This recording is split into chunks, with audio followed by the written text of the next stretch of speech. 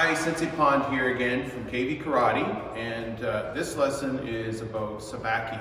Sabaki means body shifting.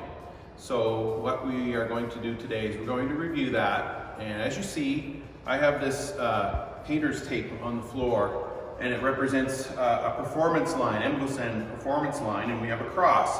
So I did this at home when my kids were younger as a tool for helping their karate training at home.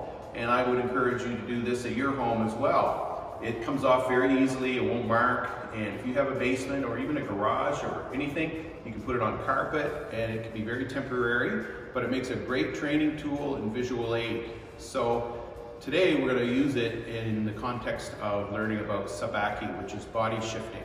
So in Sabaki, we have a training exercise called Tai Sabaki in Chito-Ryu karate.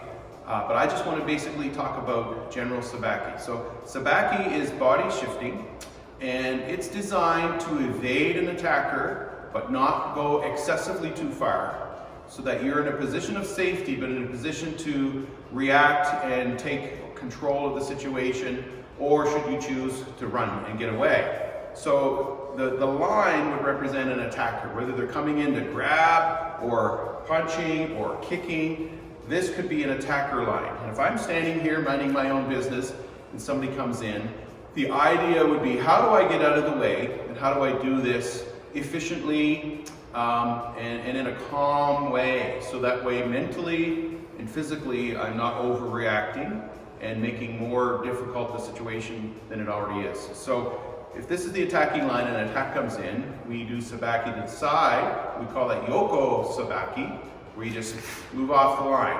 So as you see, I'm just off the line. If there's an attack here, I can have my hands up protecting myself. I could grab, I could counter attack, whatever the case may be. So Sabaki is designed to set yourself up to be in the position where you have the most options and be in the safest situation. So then we come back. So this is Yoko Sabaki, so side Sabaki.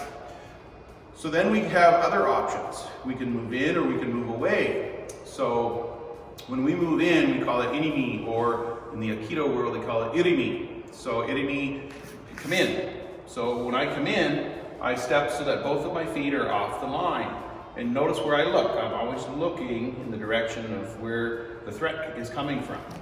So we come back. So this is a practice drill that we do, and it's always good to have tape, so you can evaluate your footwork, because in the end of the day, you need to be able to do this without looking down.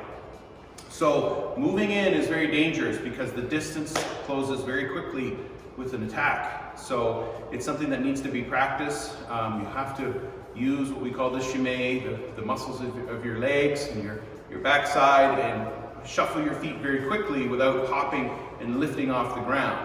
So this movement has got a lot of contact with the ground. You stay low. So it's not a hop or a big reaction. It's a small reaction. So moving back, sagari, that means move away or to get away, would be like this.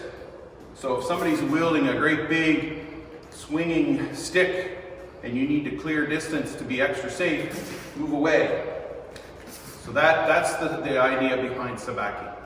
So Sabaki also employs something that we call like a suriashi style of movement, or a shuffle movement where you go in and out with your stepping. So your legs get further away and then closer. So like this. So my feet are going like this. So that's the shuffling action that is used, okay? In the end of the day, you want to have good stance stability, 50-50 weight, both feet, and also be able to move continuously from that. So in the Tai Sabaki exercise that we often will change up from that stance to a seisandachi. And again, we have to practice that. In the seisandachi stance, we are just off of the line. We could be blocking and striking, but it all starts from here. So your homework would be, if you have something you can use to take the ground, and kids, you can try this too. You can stand here like this, just be ready and practice. Always looking, use your core, stay a little tight, breathe, and use your hips, swing your hips around, shuffle, and practice these movements over and over again. and that'll be your homework. After you get good at that, then you add the blocks, just like we do in Tai Sabaki. And now you have a visual aid. You can see where the attack would be coming from.